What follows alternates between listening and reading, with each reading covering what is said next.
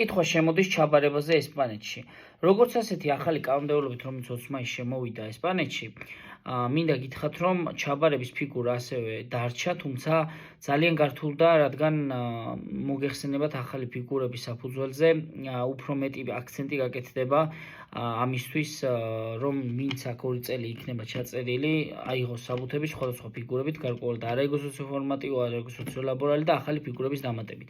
რაც შეეხება ჩაბარებაზე იქნება, თუმცა საკმაოდ გართულებული და ერთ გზას თუ აერჩევთ, მეორე გზა ავტომატურად ჩაგკეტებათ. მინდა რომ ძალიან კარგად წამოხვალთ, ვინც ახლები ხართ, ან ვისაც წითელი საბუთი გაქვთ, რადგან ყოველი თქვენი ნაბიჯი იქნება ძალიან მნიშვნელოვანი. რაც შეეხება ასევე წითელ საბუთზე იმას გეტყვით ჩაბარებაზე, რომ ზოგადად უფრო გართულებულია, ასე მარტივი არ არის, ამიტომ ბრმად ნუ წამოხვალთ და უცოდ გისურვებთ კონსულტაციას, იმიტომ რომ კონსულტაციის გარეშე ამ საკითხის გადაწყვეტა, როცა მოდიხარ ოჯახით, ძალიან რთულია. ასევე მინდა იმათ